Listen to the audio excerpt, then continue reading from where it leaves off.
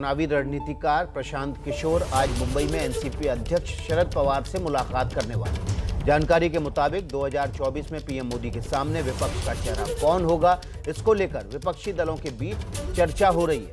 इसी बीच प्रशांत किशोर और पवार की मुलाकात के भी कई अहम मायने निकाले जा रहे हैं। प्रशांत किशोर और शरद पवार की आज मुलाकात होनी है। चुनावी रणनीतिकार प्रशांत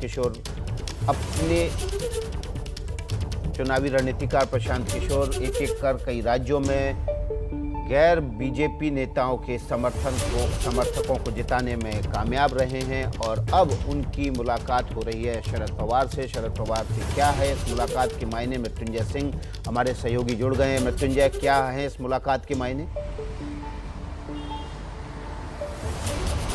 विकास जी, देखिए, प्रशांत किशोर शरद पवार से मिलने आ रहे हैं। इसे शिष्टाचार भेंट बताया जा रहा है। बीते दिनों शरद पवार की तबीयत काफ़ी ज़्यादा खराब थी, सर्जरी करनी पड़ी थी, काफ़ी तकलीफ थी और उसके बाद में ये कई लोगों से उनके घर पर जाके शरद पवार से मुलाकात कुछ लोगों ने की थी। प्रशांत किशोर भी एक शिष्टाचार भेंट के रूप में उनसे मिलने उनके घर पर आए हैं। जो उनके शरद पवार जी के दफ्तर से जानकारी मिल पा रही है कि आज दोपहर का खाना भी ये दोनों साथ खाएंगे। लेकिन जैसा हम सब जानते हैं कि जब सियासी मिलते हैं तो सिर्फ खाना नहीं होता, बल्कि खाने के बाद लंच के अलावा भी बहुत सारी बातचीत होती है।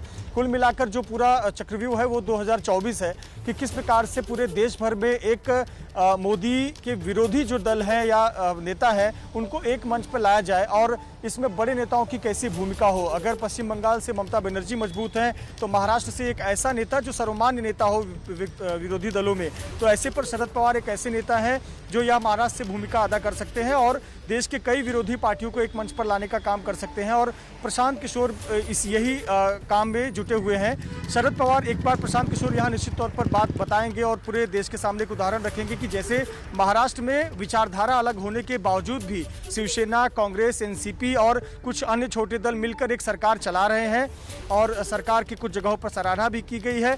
तो एक शरद पवार को उसका नेतृत्व एक माना जाता है कि उन्होंने एक भूमिका अदा की, एक पिता का रोल अदा किया और महाराष्ट्र में सरकार चल रही है। तो क्या देश में भी ये हो सकता है? विचारधारा अलग होने के बावजूद भी क्या कई दल सिर्फ पीएम मोदी को हराने के लिए एक मंच पर आ सकते हैं? प्रशांत किशोर कहीं न कहीं ये पक्ष भी रखेंगे, ये बात भी रखेंगे और आगे की रणनीति तय होगी कि कैसे इस मुद्दे को आगे बढ़ाया जाए और गैर कांग्रेसी दलों को भी एक साथ लाकर और कांग्रेस का समर्थन लेकर भी साथ ही साथ विपक्ष का एक साझा महागठबंधन तैयार करने की कोशिश के रूप में इस मुलाकात को देखा जा रहा है। बहुत बहुत शुक्रिया मृत्युंजय सिंह आपका।